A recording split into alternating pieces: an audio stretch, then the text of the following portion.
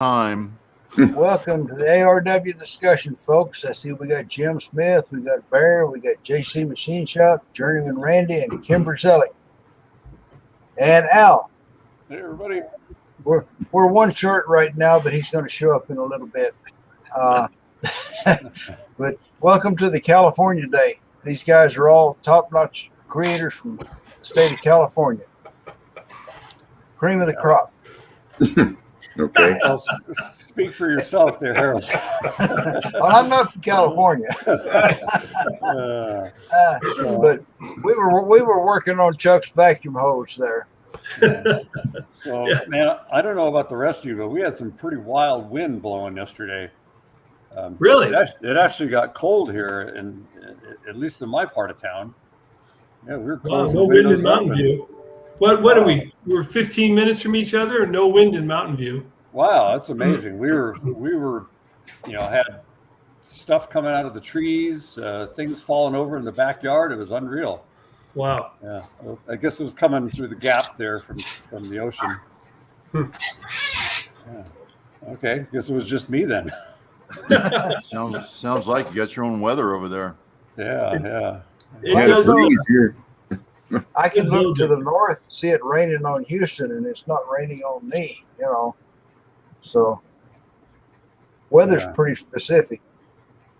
Can be. Now, how about you, Joe? How's the smoke up there? Are you? Well, we got a lot of smoke. We're very close to the fire. 3 weeks ago, we were under mandatory evacuation. Oh, man. We had the fire almost literally in our backyard, just a few hundred feet up the hill. But those were backburns under control of the firefighters. So we were never tremendously concerned. That we knew they had us out of there in an abundance of caution. But it was pretty close, and now the fire has gone around, coming in from another direction. It is spotted on the ridge, near the top of the ridge on the far side from us, still to the north, which is in the lee of the prevailing winds. We normally get winds out of the southwest. So the prevailing wind is still tending to push it away from us, but it's back around within about 3 miles now. So we're watching very carefully every day. We watch the Forest Service and CAL FIRE updates morning and night to try to keep track of what things are happening, what's going on. But it's been a little scary. Where are you located? We are in Quincy, California. In the middle of not quite in the middle, but right on the edge of the Dixie Fire, which is now the second largest fire ever in California, and the largest single fire that's not part of a complex. And we are about like a quarter of a mile from the southeast edge of the footprint of the Dixie Fire. Yikes. Yeah, it's getting pretty close for comfort there. Yeah. Just wondering, aren't you guys about out of trees? There's a lot of trees in this neck of the woods. I don't know whether you heard it or not, Harold, but trees grow. Well, I know they do, but I mean, the rate y'all are burning them down. Well, that's the whole thing when when you're at a home yard or lumber yard checking out, and these elevated lumber prices lately, and you just tell the cashier, for God's sakes, these things grow on trees. Come on. Yeah. That much. In the San Diego fire, there's a main drag here. It's about 3 miles long. Cypress woods. All the trees burned. They came back with a vengeance. It is like a thick forest now. It's incredible. So you're going to see trees come back like crazy. Yeah, the first ones have no competition. Yeah, I saw your pictures on Instagram there, Chuck. Yeah. That's pretty sad. Yeah, that's 1 year. Water and no water in 1 year. And then you can see the smoke haze it's just smokier than hell up there because there was a fire very close to Clear Lake also in the last couple of days. Well, I have friends in Oroville, and they say Oroville's down to 55% capacity right now. I think it's more like 28, Chuck. Stan, 28%. 48? 28. Okay. I haven't talked to Josh, a friend of mine, in about a month. So last time I talked to him, it was down. It was just above 50%. Yeah, 28%. Oh, you said 28? Oh, I thought you said 48. Holy moly! Who invited Ray? Everyone knows who cutting tool designer is. That's Dennis Nolan. That's your buddy Dennis Nolan. Yeah. Is that This Dennis? is a screwball. Yeah, it's Dennis. Hello, Dennis. Well, it's summertime and it's hot. It's time for the power companies to start coming up short on power. I know Chuck's got a dehumidifier in his shop to keep his machines from rusting up. And I got an air conditioner in mine, and Stan's about to be air conditioned. So what are you guys going to do if the power goes off? Well, I'm SOL. It goes off. Yeah, I've got a generator project that I started about 4 years ago. It's a big own-in out of a motorhome, and I was going to put it on a rolling base and use a outboard engine fuel tank and rig it up so I could run the house off of it. But like many projects, it only got so far, and it's been sitting in the shed in the backyard for the last 4 years. Oh man! Well, I bought a transfer switch, a big 3-position transfer switch, and put it in down at the house. And you buy it's not called an outlet box; it's called an inlet box. It's a special box where you can hook that up to the transfer switch, and then just feed the house. And you can't go crazy in the house. The generator won't run the whole place. It's not going to run. Your stove is 220 volt. It's probably not going to run your HVAC. It's not going to run your larger stuff. But you can burn some lights, get the computers going. Keep the refrigerator going. That's the main thing. Keep the refrigerators on, so your food doesn't go bad. Keep the refrigerators and freezers running. Yeah. And so I installed that down at the house. I had to buy a 200 amp transfer switch because my main service is coming in is I'm fused for 150 coming in off the pole. So you have to meet or exceed that with your transfer switch because all the power goes through that transfer switch all the time. And it's big. It's not a small switch. Yeah. Yeah. I was thinking, they're expecting to mandate all electric cars and such. If we can't even keep the AC on, how are we going to charge all those dang cars? Yeah. We were talking about the other day. We were actually talking about Afghanistan, and Afghanistan's rich in lithium. I don't know whether you know it or not. There's a bunch of lithium in the ground over there, and everyone's just dying to get their hands on it. If you've wondered why we've been there for the last 20 years, that's probably why. We kind of hang out where the resources are. Now the other countries are going to go in there and jump all over it too. But we're trying to figure out. Tesla's working on a quick change battery now, where you don't just charge your battery to keep your car going. You actually have another battery pack sitting there waiting for you. It's like changing the battery on your drill. You just drive up, pop the battery out, and plug in a new one and keep on going. That's crazy. They're just working on a new battery quick change system, and we were discussing why. Because remember, Tesla came out with that big load-carrying diesel type 18-wheeler. Remember that? Yeah. Oh yeah. Why haven't we seen those? Not enough battery. We don't. Well, they only have about 3 hours of runtime, and truck drivers I think they're allowed to drive 8 I think hours it's 10 legally. It's 10. Depends on 10? how many logbooks they got. Right. But they're only allowed so many hours a day they're allowed to drive, and until they meet that 10-hour drive time, it's not going to work. The United States is going to shut down. If anyone can do it, Tesla can do it. That's a smart guy. Yeah. You know, but Yeah. he's just not there yet, and you need the infrastructure to go with it. Yeah. I wonder about Tesla. You know, they're under federal investigation right now. Seems their cars, when they're on autopilot, the second they see an emergency vehicle, they drive right into it. Oh, perfect. Well, No, I had They no could. idea. I mean, the autonomous cars, that's That's something so- completely different. Not for that at all. I'm wondering, where's the driver? You know, you see your car's on autopilot starting to head for a fire engine. Wouldn't you take over? well, there's a lot of really Unless you're taking people. a nap. In Hawaii, Yeah, there you my go. brother-in-law's Tesla. We were driving down this mountain road to head back to the shore, and it was on autopilot or autonomous driving or whatever. And there was a turn to the right, not a major road, and it followed the fog line. He had to grab the steering wheel. It was going to make a right turn, and that's not where we were going.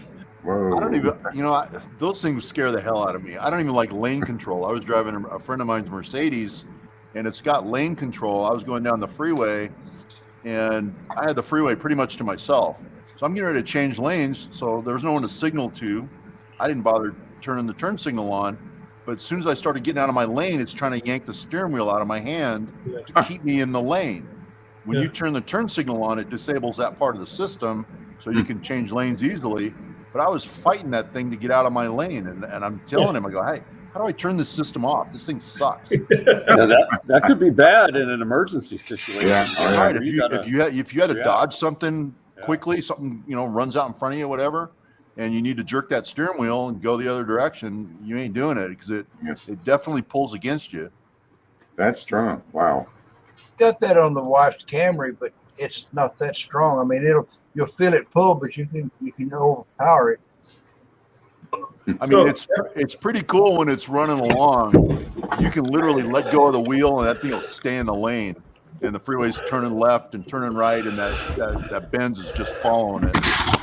It's pretty neat. It's reading the turtles on the road, the little reflectors. God help you if they forget a section of reflectors, though. Yeah, that rumble strip will wake you up. Hi, Randy. We're talking about electric cars. Hey, Randy, how you We all doing? have gasoline cars, and we pay gas tax, right? Gas tax is supposed to be paying for the freeway. So when are they going to start charging electric cars, and how are they going to do it? It's probably going to be charge you by the mile. mileage issue, right? Yeah. But they're not There's going to do rumors it. that we're going to have to start turning in our mileage every year. Right. But they're not going to do it as long as they're promoting electric cars. So the taxes for gasoline is going to be less and less. Say, you don't get me started. Anyway, hey, I just want to say, somebody was I was listening, but who was asking about transfer switch or Stan. do you need one? I have one. I'll give it to anybody who wants it. So. What? Transfer switch. Transfer punch? Switch. Oh, big transfer one. switch. No, I just installed one. I already have one. Oh, okay. If anybody needed one, I've got one. I took it off because I replaced mine. I mean, it's a manual one, but I can't remember. I think it's 200 amp transfer switch. Are you still running that Westinghouse setup? Or? Oh no, I never did. I gave that thing right away to my son, and he sold it to the neighbor. Oh. I have a Generac. Okay. With an auto transfer switch. I have it. Oh, okay. Oh yeah, I already had that. I've had it for a few years now. All right. But I remember you did a video on it. It looked like yeah. It was okay. You were it's a nice unit and just stuff. not for you, huh? No, I already had a Generac. Oh, okay. And it comes with its own switch, huh, Randy? Yeah. I bought it with the automatic transfer switch. Yeah, you don't have to buy it with one, but yeah.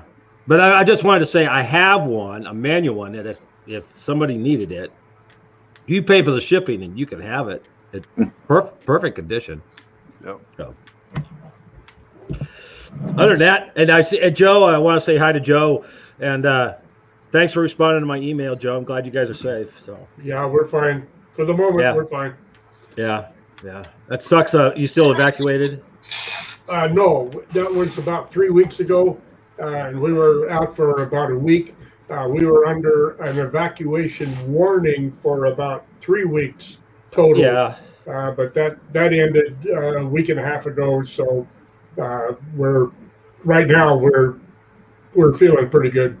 Yeah. Oh, good. Good. Yeah. That sucks. I mean, I know it's like it just sucks. So. For the San Diego fire, I went up on my roof. I took a picture north, south, east, and west of my house. I was completely surrounded by this thing. 2 blocks up the street, all the street signs melted. You didn't get evacuated, Dave? Yeah, but I didn't want to go. Yeah, good. I figured I'm going to be safe. I'm in the middle of a concrete city. So it ain't going to get here. It's got to burn everything between me and for the next 2 blocks, and that ain't going to happen. Everybody else ran, but I stayed and enjoyed it. My neighbor did too. Yeah, I see Journeyman Randy's comment there. Yeah, so AVE, he had large rainbird sprinklers, I think, on every corner of the house, and he had a generator rigged up, and he just had it running continuously. And of course, they stopped the fire before it got near them, but yeah, that was a good strategy. Yeah. We haven't burned here since 2007, and we were mandatory evacuation. They were going door to door, and I mean, we lost 4 homes in this neighborhood, and I lost a bunch of landscaping in the back. We lost 1 outbuilding, and then another house burned 3 doors down. The garage burned down, but they didn't take the house. And that we were in the middle of our windy season, and those winds hit, and man, that hill just blew up. It was amazing. Wow. Yeah. And all that chemise and stuff you guys got down there. It's like gasoline. Yeah, well, we got BLM that clears our brush. They cut a bunch of fire lines and they clear our brush pretty good. This is all BLM property behind me. Yeah. So they get up there and they clean it out pretty good. It's crazy. Looking at this picture, this is crazy. Where is it? That's the house across the street from me. Oh man, that's way too close. Yeah, that's serious right there. That's all the cypress trees going up. Yeah. Yeah, my son's driving back to work right now. He's going back to the fire up there. Up to the Dixie fire. My son's going back to the Dixie fire, so thank him for his service, please. Yeah, which one of your machine tools you going to save if you're going to evacuate? The problem is they're all heavy. Yeah. That is tough. I mean, the day we knew we needed to evacuate, and this is back when I had horses, so we actually rode the horses out and walked back, and got them down. A friend of mine's got a little stable down the road, and got them out of harm's way. And then we spent the rest of the day packing the motorhome. Back then I had a motorhome, and all the photo albums, all the high school yearbooks. We packed all the computers in there and all the pictures and stuff that couldn't be replaced. And we just had them packed in the motorhome, and we were ready to turn the key and drive away. And when that wind hit, probably about 6 o'clock in the evening, that wind picked up, and the whole hillside just exploded. And 'cause I was determined, I didn't want to leave at all. And I've never seen anything so terrifying. And I told my wife we're leaving, and we set a couple of those wave type sprinklers on the roof of the house, turned the hoses on, and drove away. I didn't come back for 4 days. I had to actually sneak back into my own neighborhood to see, because we couldn't get any news. We didn't even know whether we still had a house. Yeah, that's the scary part, not knowing. Well, I had to park way down by the freeway and walk up. And I walked up Cucamonga Creek all the way up to my own neighborhood, and I actually snuck in a couple of days early. They weren't letting people back in. And I started walking the neighborhood, and you'd walk up to a corner of a house, and there's just like a little pile of leaves blown into a corner, and you just touch them. You hit them with a stick or something, and it just goes up in flames. It's sitting there smoldering underneath. There's just little spot fires everywhere. So I'm going around my neighborhood from house to house, and water was still on. Water's still running. So they hadn't turned the water off. So I was going around putting out people's fires on their houses in my neighborhood, just little tiny things. But we lost. I used to have queen palms across the back of the property, and I lost all of those. And then I had another tack room, a wooden structure that burned. Yeah, I have a fire. That's I why have my fire shop's all trailer. metal. I don't like wooden buildings. I like metal buildings. Yeah, I have a fire trailer. I have a 550-gallon fire trailer with, Buffalo with fire pump on it and hoses and everything. I don't. Well, I the know. fire department pumped my pool. Oh yeah, dig right. Yeah, I came home, my pool was half gone. Yeah, any water is fair game. Oh yeah, when you move in here, you sign a release saying it's okay to pump your pool out. But if they need it, they'll either fly in with a helicopter and suck it up, or they'll drive a truck up and throw a hose in and grab it. No, it's a fair game in California. It's all water is the state's water, they think. So yeah. It's kind of funny listening to what you packed up. All these people, I've seen neighbors, pictures. When was the last time you looked through your pictures? Since the fire. Because we were sitting there in the motorhome with nothing to do. We couldn't fire up the computers or anything. So we got this giant, those plastic bin boxes, with the folding lids. So we're going through all our pictures, in the evenings. And we're camping in the motorhome, we're cooking out with a barbecue and we're going through pictures. So 2007 is when I looked at my pictures last. Most of this stuff, it's hilarious. Down to my kids. Yeah, we have thousands of pictures too, but every time somebody passes away, everything just goes in the trash can. So you're saving it for nothing. No, you're not saving it for nothing. You save it. Usually when relatives visit. Go on the backside of all the pictures and write the person's name and the year on the backside of the pictures, because maybe when you're gone, maybe you know who it is, but your kids don't. Yeah, and maybe when you are gone and your kids look at that picture and go, oh, that was my great great grandmother, and look, that was 1944 or whatever. I mean, I've still got my mother's pictures and her mother's pictures before that. Wow. My mom had a habit of going through and writing the name and the year on the back of every picture. Stan, I think though we're from a different generation. We grew up not having much. Our parents had little, and you had family treasures, whether it was a mug on the mantle or a painting and photographs. Our generation that we've produced, our kids, they don't give a crap about. You're right. That's right, Chuck. You're exactly right. Yeah. But I tell you though, the best thing to do if you are getting evacuated, all you video experts there, walk around with your phone and you video every single thing in your house, everything in your shop. Video everything before you leave. Grandmother. I did that long time ago.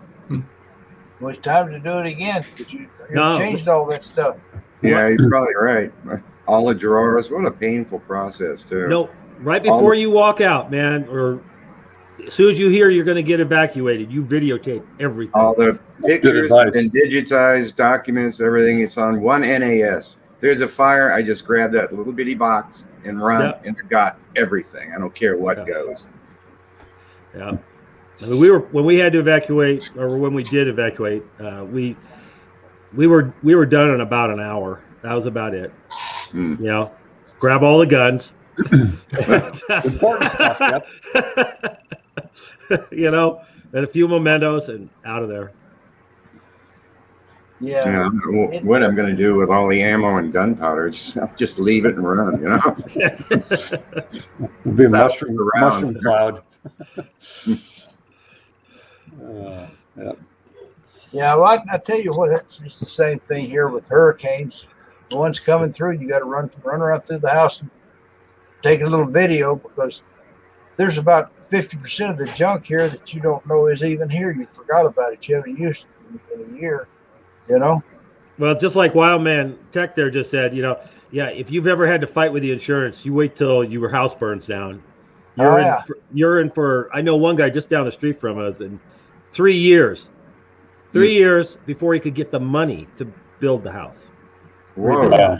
Yeah, so I've known several people, and it's always a year or two before they can even get money. So Who is the it's a insurance long company? battle. I don't know, but I'm just saying, everyone I've ever known who's lost their house like in fires, it's years fighting with the insurance companies. So but if you got video, they can't argue with it.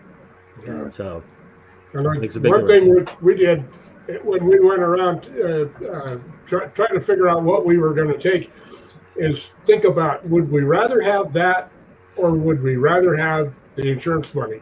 And it surprised me how much of the stuff I have that I thought I couldn't do without, and I looked at and I don't need it. Right. That reminds me of earlier today. I was doing some cleanup in my outside storage area, and about every 6 months, at least for me, you get the bug to do some cleaning, and all that stuff you've been storing, it's like, why am I keeping this? Into the trash it goes. And I got another pile I got a couple boxes of free stuff I'm going to put out on the curb later. I'm in your side yard. Come on over, Chuck. We find we have better luck getting rid of stuff here if we put a sign on it that says $20.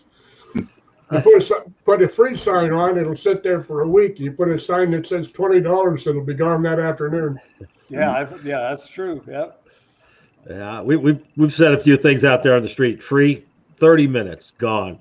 Same here. Oh yeah, gone. Somebody took our old barbecue, which wasn't even working. Free, gone. God. Hey, Randy, you didn't see me, did you? No,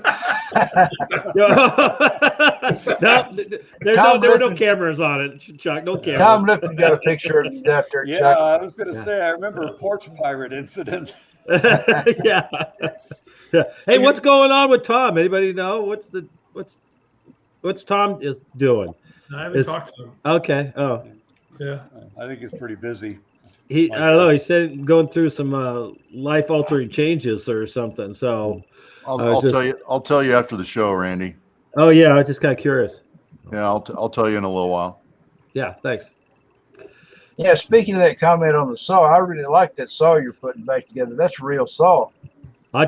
It's really coming out nice. I'm really happy how it's coming out, and a lot of work, awful lot of work, but it's coming out. Yeah. I used to have a cast iron saw, and I sold it, and now I regret doing it because you can't buy cast iron tools hardly for less than $1,000 or $2,000.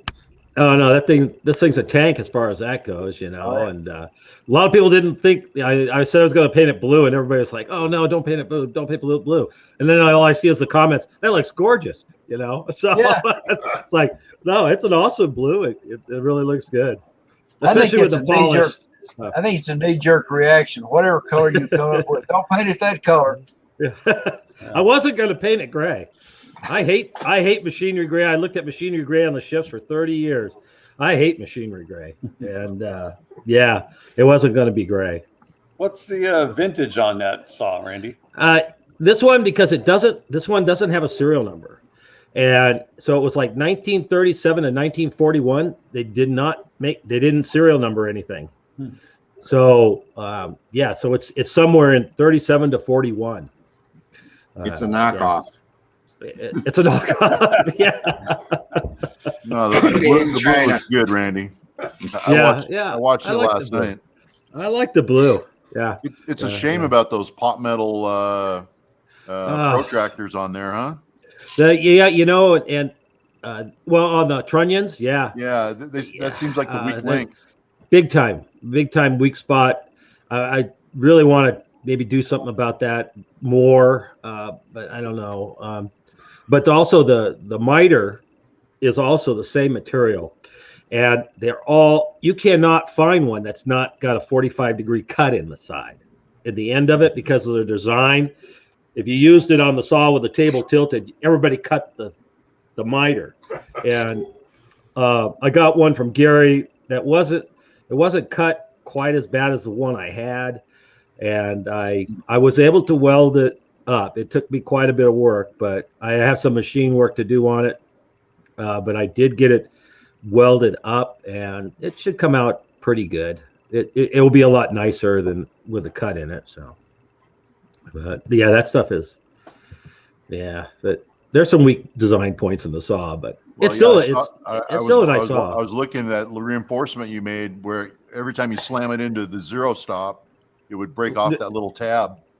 Every one of them. I have 4 of those things, and they're all broken. They're all cracked. broken. That's a damn shame. Yeah, and that's not an easy part to duplicate either. No. Well, you know what I was going to do is I was going to 3D print it and send it to Clark and ask him to cast me one. There you go. Change the design so it was stronger, and I'm still thinking of doing that. So, well, yeah, that thing's all hollow. It's full of webs. You can make it pretty solid. Make it pretty solid. Yeah. Yep. And then I'd have to do some machine work because they do have machine surfaces on it, but all doable. Yep. All doable. Yeah. Why are we looking at your ceiling, Stan? Because that's the last piece of sheet. The last piece of sheet metal. Yeah. All right. I don't have to put hang any more sheet metal in my shop. That is ready to be caulked and painted now. I'm so happy. Well, I got to build some loft doors. I put lofts in both sides. So you can store stuff up there. Yeah, I can store the bash stuff up there. I'm going to make some double doors, or I'll go move the camera a little bit. Hang on. So, Dean, were you up at the cabin there, your friend's cabin? We went last weekend. It was opening for A-Zone last weekend. Oh, okay. Oh, and man, it was hot. Climbing the grade on the 4-wheel drive dirt road, getting up to the summit, I hit 107 degrees in one spot. Oh yeah. Well, you can come here and shoot all the deer you want anytime you want. But I don't care about seasons. There's this little fish and game. They never know. Don't worry about it. So there's the loft door. That's 4 feet wide and 3 feet high. I'm going to make a set of double doors that goes on there with piano hinges. And that's a pretty strong deck. I mean, it holds me no problem. So I can throw a few 100 pounds of stuff up there and use it for storage. And I got one on the opposite side too. So nothing plastic, right? Goes up there. What's that? Nothing plastic when it hits about 160 degrees up there. No. No, that attic's going to be hot. No, I'll just put some bash stuff up there. Paint curing. It's good for long-term storage. I was thinking of doing the HVAC up in that attic, but I went with a wall mount instead. Yeah. You went with a barred unit? I went with a barred vertical 2-ton. Yeah, those are rock solid, those barred units. Is the attic insulated? We've installed them before on schools. On the portable rooms, school rooms, houses, those verticals, we put those in before, and they're packaged. You don't have to do anything. You just bolt them to the wall and plug them in, and go. Oh, did you insulate? Did you insulate the attic? What's that? Did you insulate the attic? Yes. It is cool. Yeah. Well, just I haven't done it yet. I got the stuff sitting out there. We just finished all the wiring of the lights and finished up the air lines in the attic and all the utilities in the attic. And now the insulation is going to be the very last thing. Are you putting the insulation up against the roof or on the ceiling? On the ceiling. On the ceiling, yeah. That barred unit that you say it's basically plug and play. What kind of electrical load are those? I bought a heat pump. I've never had a heat pump before, so I actually bought a heat pump. The compressor pulls 8.7 and the blower pulls 1.5. Oh, so I'm under 10 amps. Yeah. You wow. can usually run a 30 or a 3-ton on a 30 amp circuit is kind of the cutoff. Yeah, you can run it on a 20, but I ran a 30 over there. I didn't put in the auxiliary heat. Because the heat pumps, it's pretty ingenious. These guys are brilliant. It's got a reversing valve, so it runs the air conditioner backwards. So it blows it switches between the evaporator and the condenser, and it's blowing the hot air into the shop. And they claim that it works all the way down to like 45 degrees, and it works well without any auxiliary heat. So I didn't buy the heat strip for it. Yeah, But yeah, if I the do- electrical element. Yeah, Yeah, there's an electrical element Yeah, that right. enhances that. that's what most heat pumps have. Big units, for your house. So that's what they'll have. Yeah, yeah, My coldest day here is like 45. yeah. So I don't think I need it. No. So Yeah, you'll be I mean, fine. the barred unit uses a rack type system. It's the heating coil's on a rack. You just slide it in and connect 2 wires, and you're ready to go. And the contactor's already in the unit, so I could add the heat strip anytime I wanted to myself. I don't have to like change the unit or anything. Yeah. So that's why I ran the bigger circuit in case I do need that auxiliary heat, but I don't think I will. No, so I have central propane furnace for the whole shop. So, but as far as a air conditioning, a plug and play type of unit, I could do that. That with only a 20 amp circuit or something, that's no problem. Well, if you can get away with what's your square footage? Well, the whole shop is, gosh, that's almost 2,000 square feet now. But 2,000, okay, that's big. 2,000? No, 1,600, 1,700. Really? Probably a 3-ton would do it. Oh, no, I would just want to make it comfortable. I'm not looking to make it, maintain 70 degrees when it's 95 out. No.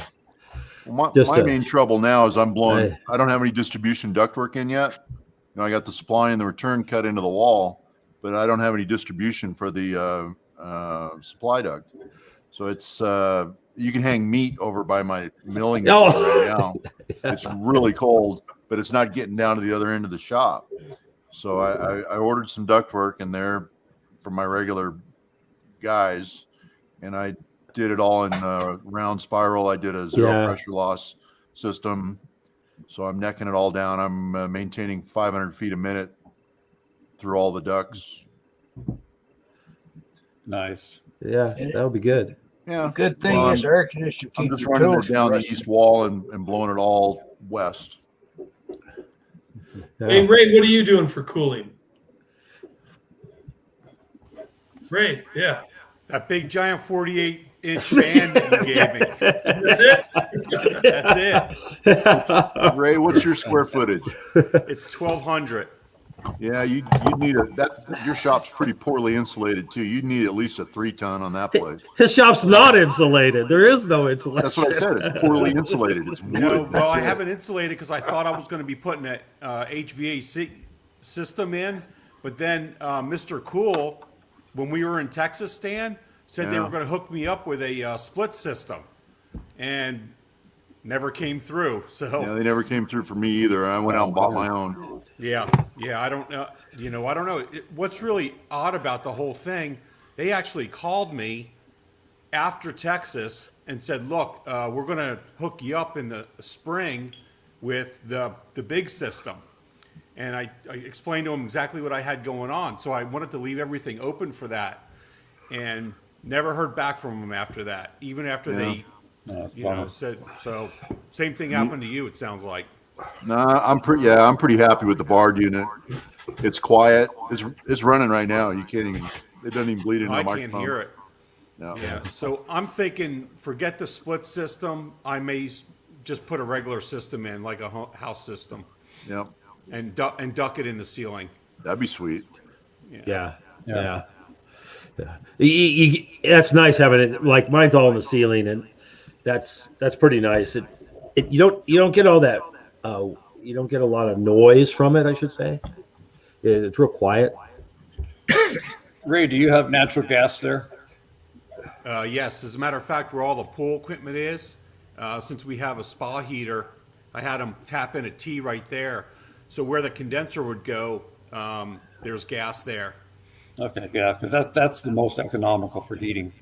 Yeah, absolutely. Yeah, like Stan, he knows we really don't need much heat. I think our coldest days are in the 40s. I know it gets a little colder at Randy's, but here, I mean, I could run a little propane heater for about 15 minutes, and by the time the morning's over, that's all you need. You don't need any more heat. It's the AC that we need here. Having a little. It was well over 110 in this shop you know, it seemed like it hit 100 degrees in June this year, and it never stopped. I mean, it was a hot summer, man. So, but yeah, Chuck, thank you. Your 48-inch fan did the trick. You know, it's funny about heat. I've got a gas unit in my shop. It always pisses me off if I go out and turn on the heater and get the shop heated up, and then I go, okay, I'm done. And I walk away, and I've heated the shop for nothing. So, well, having a little heat in the winter, especially for me, and I think for Ray too, just it gets the moisture down. It keeps the moisture down in the shop. You know, so you're not going to get anything rusted and stuff. And, I mean, I have almost zero problem with rusting. Yeah. So it's really it's nice to get here. you going early in the morning when you first go out there in the wintertime. Just oh yeah, get the bones defrosted a little bit. Well, yeah, no, it can be cold there. So even the short time I've had this HVAC, my condensate line is just dumping water. Oh Tons yeah, of it. down there, yeah. Yeah, I water my 2 little plants out front with it. I just parked a bowl under there. I'm catching the condensate, and I water my 2 hyacinths out front with the You can condensate. fill your and that's pool all with we it, need. Stan. Yeah, as I say, run it into the pool. There you go, free water. You know, we got to save it where we can. hey, I like that shirt, Stan. You like that? That's vintage. That's Represent. vintage. Screwball. You want to talk about? Let's everyone talk about Chuck's ball. Oh, Get her Yeah, done. his screwy balls. yeah. Yeah. Joe, you got to have heat up there where you are. Quincy gets cold. Oh, Joe, we can't hear you, Joe. Mic on. How about that? Yeah, there you go. Yeah. It gets cold up in Quincy. It does. I've got pretty good insulation in the shop. It's about 1,300 feet. I've got probably 16 inches of blown in fiber and R19 in the walls. So I've got up here we do propane out of a tank, and I've got a pretty good size Resnor heater that does a great job. Keeps it wherever I want it. And I generally, when I'm working out there, I don't want it hot. I want it 62 maybe, or somewhere in there. Yeah, and it does that fine, and doesn't eat me up too bad on the propane bill. It works well. The insulation is a huge help in the summer, keeping the temperature down without having to have any equipment for that. Yeah, but a hot day at your house is 95. We've been having a lot of 106, this year. 107. What we do, I've got. I used to run a swamp cooler out there, but I was having trouble with the condensation. So the swamp cooler's still there. I turned the water off.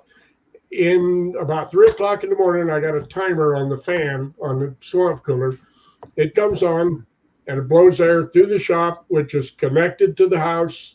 Open the door between the house and the shop. Open the window in the bedroom, and it blows the cold ambient air, cool ambient air through the shop and through the house, as long as I've got the timer set it for. And when we get up in the morning, it's 67, 66 degrees all the way through everything. And usually we can get through a 107 degree day without the AC coming on in the house, which just works fine. I got a tool question here for the group. Let me pull this up. So I picked up this Kennametal boring bar, and I don't know if anybody's ever had this happen. The hold down screw is drilled off center. I thought I got a great deal. Picked it up on eBay. And What do you mean off center? Some of those have a cam, like a cam lock that holds the insert in that runs eccentric. No, this is just a regular screw. It's just a little. I can't see it. It's a TMWG or what? It's one of the metric inserts. TCM. Well, I know, but the TCMT or something. Yeah, 21.5. I think it is. Yeah, but it's a TCMT. So Right. well, all it affects is the overhang on the edge. If it's off a little bit on one of those, it's and shouldn't matter much. I've tried several different inserts. You can get them started, but you can't get them all the way down. It'll. Oh no! Yeah, wait a second. Yeah. So this is what I found with making the dovetail cutters. So inserts, I measure them and stuff, and I tell you, you can read what their tolerances are, how they're made. You can look it up, and especially the hole size, it can vary in the thousands without a problem. And so you might not be able to get that screw through the hole of the inserts you bought. Okay. See, okay. And you change manufacturers, all of a sudden their hole size is a little bit bigger. Okay. Oh yeah, they come in different shapes on the little chamfer that's in there and things like that. So try a Kennametal insert probably. Well, maybe, but you might not have to. You want one where just the screw fits. That's all you really need. So I'll have to try some other brands. I've tried two different ones so far, two different brands, and neither one would work. Oh, which brands did you try? Well, one was Mitsubishi. Hold on a second. Yeah. Let me grab them. And Sandvik. And Sandvik, yeah. Which you would think would be, high quality. Well, yeah, but you're probably either one of them. What'd you pay? You see Dennis in there throwing them under the bus, right? Dennis was down there in chat. Sorry, Dennis. Yeah. Look up. I know these are offshore brand, but look up Cobra Carbide. Oh yeah, I love them. I tell you, I've had great success with them, and they're fairly inexpensive. Usually you can get them less than $3 an insert. That's all I use is them. The Cobra Carbide. I'm amazed how really good they work. So I don't think I've heard of that one. If there is a model number on that, I would Google image and see if that is defective. It wasn't supposed to be off center, and if it is defective, you can contact them, and I'm sure they'll replace it. Yeah, I was going to try that, and I just time. Well, does it, Dean? Does that have a stop where the insert sits against? It's got a V notch. So it sits in a seat. Yes. Yeah. Yeah. So that's what's kind of screwing you up. Yeah. Okay. Yeah. So right now, go in there and machine it out. You can machine that out. Okay. Yeah. So right now I've got it started, but it just won't sit flat. It won't go all the way down because and you'll break it, and that insert will break. Yeah. Yeah. Do you know for a fact that's the correct insert for that tool? That I don't know. It was really tough trying to look up what was the correct insert. Well, even the angles on them can make a difference on them not seating. Right. Yeah. Okay, I gotcha. Yeah, I mean, you can get a triangular insert, let's say, and you can get them anywhere from, I think it's about 5 degrees to 11 degrees on clearance angle. So, they make like 5s, 7s, and 11s, I think, on the triangle inserts. So, yeah, VB, is that one a VBMT? A long thin diamond. It's a DCMT. A DCMT, yeah. I think they make those in a couple anywhere from 0. They make DCMTs that are square, so you have 2-sided, but they also make them in single-sided. So then they'll have that clearance rake on them. Yeah. Well, I'll probably do is try getting a hold of Kennametal and just see if their tech support can tell me which insert is the correct insert. Yeah.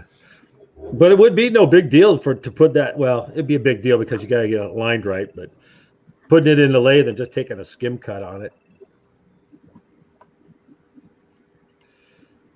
Yeah. Okay. Anyways, thanks for your input, guys. Yeah, I do a lot of auctions, and I've picked up various sundry odd pieces of cutters, inserts, whatever. So I've given up on identifying if I'm using the right insert, the right tool. If I can screw it down, I cut with it. Yeah, I'm there. I think it should be mandatory that every tool manufacturer laser etches all the part numbers that work with that tool. Wouldn't that be nice? I mean, Seco does it. They laser etch the insert, at least the prefix, so you know which type and shape of insert to get. And there's different grades, obviously, of the same insert. But they even have the screws, the right screws for it, the part numbers and everything, so you know that you're getting the right things that are actually going to fit the tool. And a lot of these things come and they don't have any markings on them, and you're just guessing. You know, you can't see the difference between 6 degrees and 8 degrees on that little tiny surface. So you're trying to buy inserts and you go, oh, I'll just get a pack of 8 degree, and then they don't go in. We got the same problem Dean's having, and you needed 6 degree because the clearance angle is different. Yeah, Steve Barton labels his boring bars with all the part numbers on them. Yeah. I put the exact insert I use on my dovetail cutters. I engrave it in. Yep. Yeah. I got one of your prototypes, Randy. You have more than that. You have the first one. The prototype. I didn't have any. Yeah, I have the prototype, and you have the first one. Oh, cool. Put out there. Yeah, no serial number, no nothing. It's actually made out of a bolt. That's a ghost cutter. Those took a TPG, right? Yeah, TPG, yeah. Yeah, I stamped TPG on it on the bottom. I just took a letter stamp and stamped it on there, so I'd know what insert to get for it. Yeah, yours has. That cutter works great, by the way. I've used it numerous times. Oh, thank you. Yeah, no, that's what Stan's is made out of. That's what mine's made out of. That's a helicopter bolt. That thing's 4130. That's 170,000 psi material right there. Been heat treated. Hey Ray, there's a dovetail cutter hiding inside of that. Go let it out. Yes, there is. I know. He already has some. I know. No, those are awesome bolts. You have any more of these, Randy? Yeah, I have a stack of them. But I don't make them out of bolts anymore. That's a lot. That's got to be a lot of work. Making out of the bolts. It's not. It's been heat treated, but it's not too bad. You got to use carbide. You can't do it. It's still more work than making them out of blanks. Yeah, a little bit more work. Yeah. There are very few people that have them made out of bolts. You got the first one that I put out there to give to anybody. Cool. Yeah, I got a limited edition scribe too. Yeah, you had scribes and you have knockers. You have special knockers. I like my knockers. You sent me 2 of them. I keep one over on I keep one over on the surface grinder and one over by the mill and lathe. Well, they're best in pairs. Yep, they're no fun with one. You need both hands. I had 2 guys just in the last 2 days, each buy 2. So a pair of knockers. Knockers. Got to buy the pair. Stan, did you get your motor rewound yet for the grinder? I haven't had time. I have had no time. It's like a joke to me when people talk about my spare time. Hey, in your spare time, could you do this? And I just say, sure. Because I don't have any spare time. Literally, there's no time. I don't know how life gets so complicated as you get older. You'd have more time if you quit playing with your knockers. Well, you need one of those knockers, Dave. I tell you, you need one. Yeah, I can't remember what I did before. I think the whirlwind started. You know, you try to put some kind of timeline or point in your life when your life started getting really complicated. Mine came when I got my first key. You know, when you get your first key to your first car or your first house, or when you start gathering keys, is when your life begins to get complicated. And it gets far worse the older you get. And the more keys you get, the worse it gets. And you don't own your possessions; they own you. I don't have very many keys. How about when you get retired? How about when you start getting rings? Rings? Rings, yeah, like wedding rings. I don't wear rings. There's nothing there. None here either.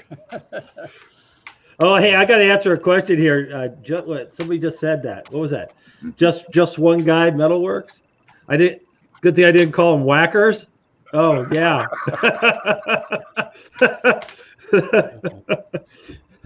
Well, if you buy one, you'll know why they're called knockers. But you got to buy one. I'm not going to tell you. They got the secret logo. Secret logo. That's right. Well, I didn't know you could machine carbide, but Digger Up says he's doing it. Machine carbide? Yeah. I don't think you can you? I don't think you can. I guess if you had ceramic toes, could you cut carbide? No, not that I know of. The only way you can do carbide is you got to grind it. Yeah. Yeah.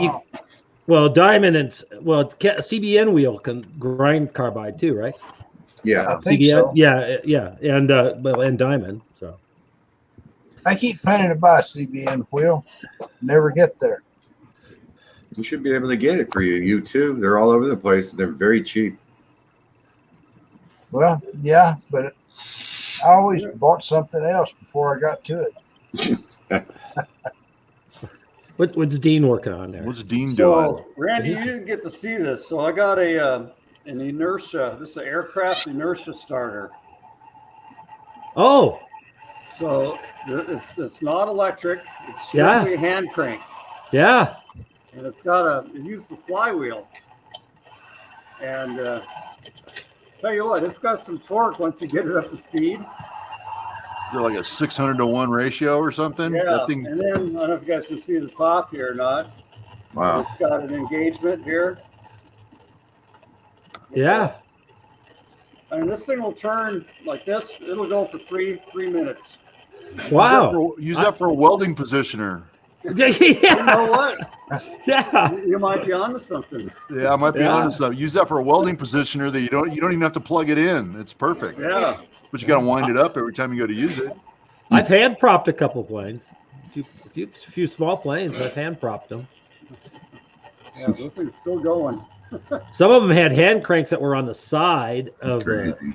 on the side behind the propeller of the plane. You had to stand there with a crank and give it a crank, just like anybody ever start a Lista, single lung diesel?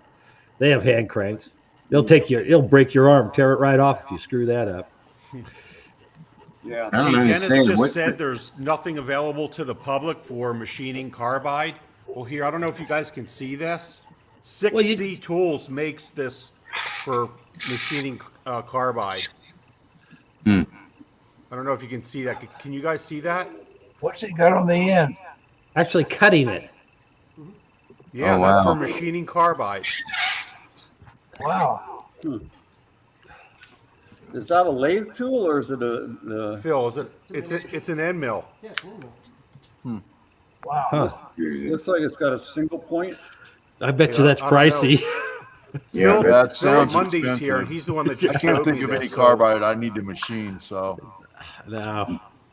Yeah, Thanks, that Phil. could be like the 3D printer thing where you got the nylon filament with the carbide stuff in it, carbon fiber. That stuff's about $300 a roll. You can That's print some really expensive. tough stuff. Yeah. It's expensive. But James Clow, he's been playing with carbon fiber nylon, Yeah, printing that and that stuff. stuff. If you get the big roll of it, it's about $350. It's still pretty expensive. Yeah. Yeah. Yeah, CBN won't work on carbide. There you go, Dennis. You got that right. All right. Yeah. Well, guys, I tell you what, we got 1 minute left to go. Has anybody got anything important to say? Oh, did we have any important to say all day? Well, I enjoyed the conversation. we just spent an hour of nonsense right now. Thank you, Harold, for putting this together. It was great. I want to thank all you guys that tuned in live to watch this. I really appreciate y'all being here. And next week we're going to have the European group, and then after that it'll be back to the same old crowd that I started with, and I'm starting to miss all those guys. So, Harold, are you going to try it for a New Zealand Australian group? No, I'm gonna. I had so much trouble trying to find a Texas group. I just gave up on that. Oh, there's several guys in New Zealand, and you got Max, and there are a couple others in Australia. Well, yeah, I managed to get Michael to organize the European group for me, and I got Everett to do the Canadian group. Then when it come down to me, all I could do was California group, because everybody in California's got a lathe, but nobody in Texas does. That's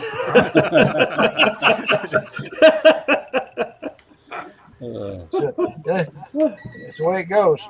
All right, folks, I'm going to take us offline. Thanks for showing up. We'll see you again next week, I hope. See ya. See you guys later.